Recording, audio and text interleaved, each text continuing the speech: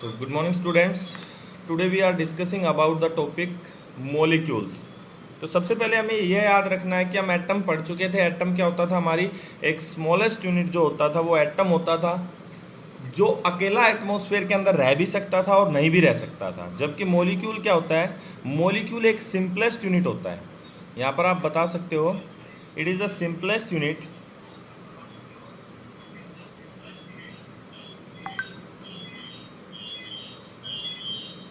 Simplest unit. तो it is the simplest unit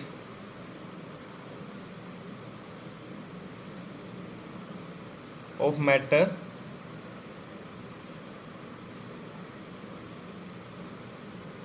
which exist freely।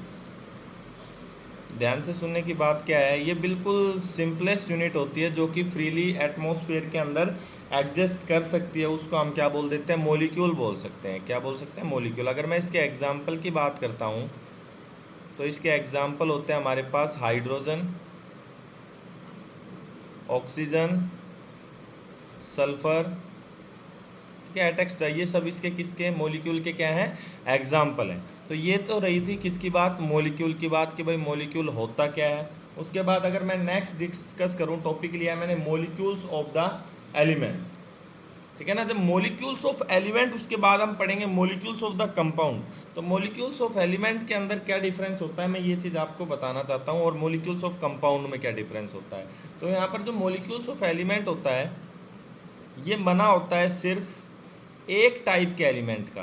ठीक है? It is made up of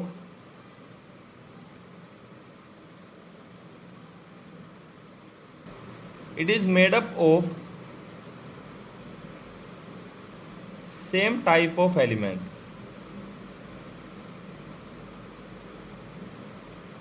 ठीक है?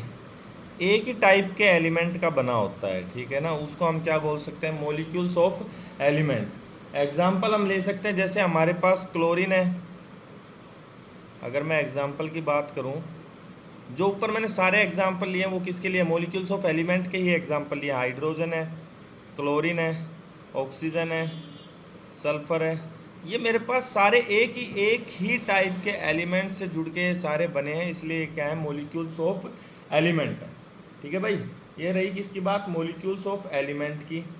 अब दूसरी बात, ये जो मोलिक्यूल्स ऑफ एलिमेंट होते हैं, ये डिपेंड करता है कि भाई आपके पास कितने मोलिक्यूल जुड़ के एक कितने एलिमेंट जुड़ के एक मोलिक्यूल को बना रहे हैं।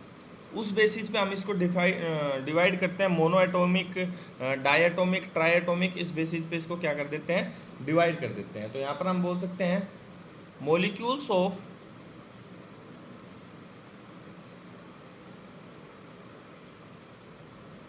एलिमेंट में be monoatomic,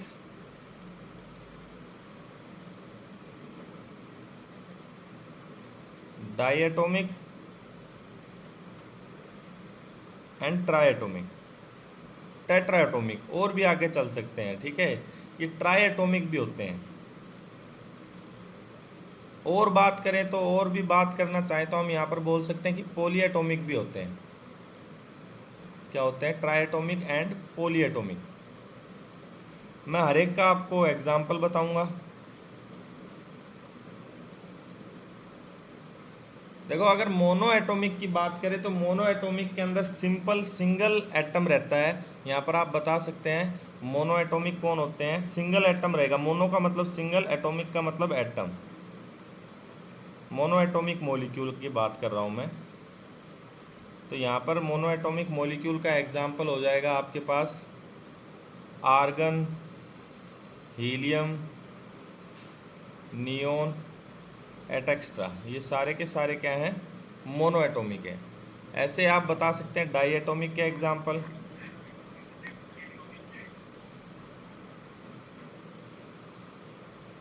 di atomic molecule की बात करते हैं। डायटोमिक के मॉलिक्यूल के एग्जाम्पल की बात करें, मतलब दो एलिमेंट जुड़ के क्या बनाते हैं? Diatomic molecule. जैसे हाइड्रोजन, इसके अंदर दो हाइड्रोजन है, ऑक्सीजन, ये सारे के सारे क्या है, क्लोरीन एटेक्स्ट्रा, ये सारे के सारे डाई एटॉमिक है, क्योंकि इसके अंदर क्या है, दो एलिमेंट जुड़े हुए हैं सेम टाइप के, ठीक है। इसके बाद हम बात करते हैं ट्राई एटॉमिक मॉलिक्यूल की। Try atomic molecule, try atomic molecule का भी आपके पास बहुत अच्छा एग्जाम्पल है। आप ओजोन का एग्जाम्पल दे सकते हैं। किसका? ओजोन का। O3 होती है ना, O3 ओजोन लेयर सुनी होगी आपने, ये किसका एग्जाम्पल होता है? ट्राई एटॉमिक का। इसके बाद लास्ट बचता है poly atomic molecule. Poly atomic molecule,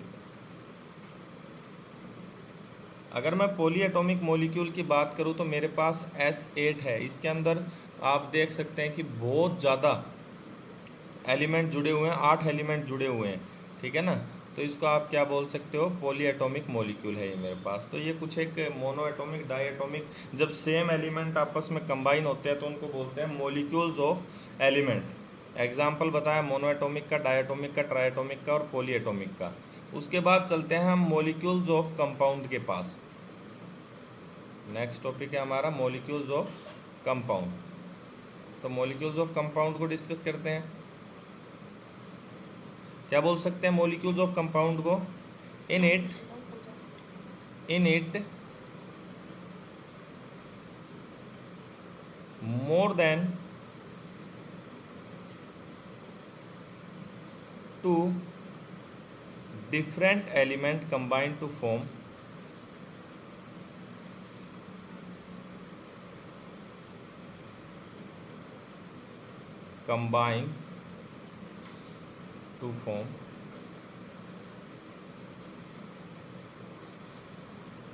molecule. सुनना भाई मेरी बात को ध्यान से। जब सेम एलिमेंट कंबाइन हो रहे थे तो उसको नाम दिया था मैंने मॉलिक्यूल्स ऑफ एलिमेंट। जब डिफरेंट एलिमेंट कंबाइन हो रहे हैं तो उनको बोल देंगे मॉलिक्यूल्स ऑफ कंपाउंड। अगर यहाँ पर हम इसके एग्जाम्पल की बात करते हैं तो एग्जाम्पल ले सकते हैं। जैसे देखो HCl है मेरे पास, हाइड्रोक्लोरिक एसिड। बेटा यहाँ पर ध्यान से देखो, यहाँ पर एक हाइड्रोजन है, एक क्या है, क्लोरीन है। और ले सकते हैं आप H2SO4 ले सकते हो। देखो यहाँ पर 2 हाइड्रोजन, एक सल्फर और एक ऑक्सीजन, मतलब डिफरेंट एलिमेंट कंबाइन होकर क्या बना रहे हैं? मॉलिक्यूल बना रहे हैं। आप वाटर ले सकते हो, ठीक है। ये सारे XYZ ये किसके एग्जाम्पल हैं? मॉलिक्यूल्स ऑफ कंपाउंड के। जब डिफरेंट एलिमेंट आपस में जुड़ जाएं तो वो बन जाता है मॉलिक्यूल ऑफ कंपाउंड। अगर सेम एलिमेंट आपस में जुड़ जाएं तो वो क्या बन जाता है? Molecules of element etcetera. यहाँ पर भी आप बता सकते हो mono atomic, di atomic, tri atomic. Mono atomic बता सकते हो आप, जैसे mono atomic molecules of compound का एग्जाम्पल क्या हो जाएगा? जैसे अभी देखा आपने HCl हो गया, HCl, सॉरी ये तो डाई एटॉमिक का हुआ है भाई। मोनो एटॉमिक इसके अंदर नहीं होता है, इसके अंदर मोनो एटॉमिक नहीं होता है, सॉरी आप मोनो एटॉमिक नहीं बोल सकते हो, क्योंकि जब दो एक से ज़्यादा डिफरेंट एलिमेंट जुड़ने चाहिए ना, तो सिंगल ही एलिमेंट हो गया, वो तो सेम ही होगा। तो यहाँ पर आप मोनो नहीं बोल सकते, डाई बोल सकते हो। तो डाई एटॉमिक का एग्जाम्पल हो जाएगा HCl। डाई एटॉमिक लिखा और एग्जाम्पल लिख दिया मैंने यहाँ पर क्या? HCl, ठीक है। ट्राई एटॉमिक का भी एग्जाम्पल बता सकते हैं हम। ट्राई एटॉमिक लिखा भाई, इसको रब करो, ये किस बच्चे ने लिखा है? मिटाओ इस लाइन को। अगर ट्राई एटॉमिक की मैं बात करता हूँ तो ट्राई एटॉमिक का हम एग्जाम्पल बता सकते हैं H2O, वाटर है हमारे पास, क्या है, किसका एग्जाम्पल है? ट्राई एटॉमिक का। 2 हाइड्रोजन है और एक क्या है? ऑक्सीजन है। अगर मैं बात करता हूँ किसकी? पॉली एटॉमिक की, तो पॉली एटॉमिक का भी हम एग्जाम्पल बता सकते हैं। एग्जाम्पल है हमारे पास H2SO4, ये हमारे पास क्या है? Poly atomic etcetera, etcetera, etcetera. तो ये कुछ एक हमने बताए मॉलिक्यूल्स ऑफ कंपाउंड। ऐसे ही अब हम एक टॉपिक डिस्कस करेंगे कि भाई मॉलिक्यूलर मास क्या होता है। देखो डेफिनेशन इसकी यहाँ पर हम नहीं पढ़ेंगे, हम मेन सीधा डायरेक्ट डिस्कस करते हैं भाई हम मॉलिक्यूलर मास निकाल कैसे सकते हैं। तो आप उस चीज़ को देखना भाई, हमें कुछ एक एलिमेंट का मास याद रखना है फ़िलहाल के लिए। जैसे हमें पता है हाइड्रोजन का मास कितना होता है? 1। आपको याद करने पड़ेंगे भाई ये। अगर मैं ऑक्सीजन के मास की बात करूँ तो ऑक्सीजन का मास होता है 16। अगर मैं सल्फ़र के मास की बात करूँ तो सल्फ़र का मास होता है 32। स्पेशल ट्रिक है भाई, ये मास याद कर लो, आपको मॉलिक्यूलर मास निकालना आ जाएगा। ठीक है। कार्बन की बात करूँ तो कार्बन का मास होता है 12। नाइट्रोजन की बात करूँ तो नाइट्रोजन का मास होता है 14। ठीक है। और क्लोरीन ले लीजिए, क्लोरीन के मास की बात करूँ तो क्लोरीन का मास होता है 35.5। Hydrogen, oxygen, sulphur, carbon, nitrogen, chlorine, ये मासेज आपको याद होने चाहिए बेटा। तो ये कुछ एक मैंने आपको मास दिए हैं, इनसे ही ऑलमोस्ट अपना चल जाता है काम। तो अब यहाँ पर हम एक एग्जाम्पल लेके आपको दिखाते हैं। मैंने एक एग्जाम्पल लिया और आपसे मोलिकुलर मास पूछा किसका, H2O का। ठीक है भाई, बताओ भाई H2O का वाटर का मोलिकुलर मास कितना होगा। तो आप इसको कैसे सोल्व करोगे, आप देखोगे कि भाई हाइड्रोजन का मास कितना होता है 1, पर यहाँ पर हाइड्रोजन कितने हैं 2। तो यहाँ पर आप क्या लिख दोगे कि भाई एक हाइड्रोजन का एक मास है तो 2 का कितना हो जाएगा, 2 हो जाएगा। प्लस ऑक्सीजन का मास कितना होता है 16। यहाँ पर ऑक्सीजन भी कितने हैं, एक है ऑक्सीजन, तो एक ऑक्सीजन का मास कितना होता है 16। तो ओवरऑल मास जो हो जाएगा वाटर का वो हो जाएगा 18 यूनिट। ठीक है भाई। ऐसे ही हम और एग्जाम्पल लेते हैं भाई, धीरे धीरे क्लियर हो जाएगा। हमने एग्जाम्पल लिया आपकी बार H2SO4 का। ठीक है भाई, अगर H2SO4 के मास की बात करता हूँ, आपके लिए ऊपर मैंने मास लिख रखे हैं भाई।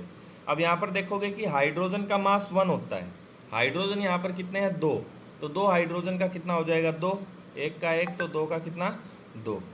प्लस सल्फर का कितना दे रखा है 32, तो सल्फर का मास हो जाएगा कितना 32। प्लस एक ऑक्सीजन का 16 होता है, तो 4 ऑक्सीजन का कितना हो जाएगा 64। 16 को 4 से मल्टीप्लाई कर दो, तो 4 ऑक्सीजन का हो गया 64। हर का अलग अलग लिखते चलो और उसको ऐड करते चलो। ओवरऑल रिजल्ट आया जब आपने ऐड किया तो 64 और 32 कितना हो जाएगा बेटा 96। 96 और 2 98। तो इसका मास होगा 98 यूनिट। एक लास्ट एग्जांपल आपको लेके दिखाता हूँ मैं। मेरे पास है C6H12O6। तो ये लास्ट मॉलिक्यूलर मास आपको निकालना आ जाएगा। अब इसके एग्जांपल की मैं बात करता हूँ तो देखो, कार्बन का, एक कार्बन का 12 मास होता है, आपने यहाँ से देखा। 6 कार्बन का कितना हो जाएगा, 12 को 6 से गुना कर दीजिए आप, कितना आ जाएगा 72। देख लेना भाई, कुछ मिस्टेक हो मैथमेटिकल तो मुझे बता देना बीच में।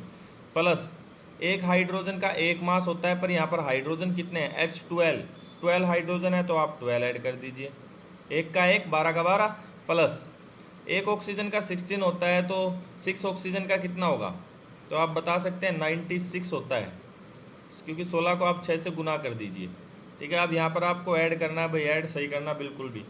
96 प्लस 12 108, 108 प्लस 72 180 यूनिट, इसका मास हो जाएगा 180 यूनिट।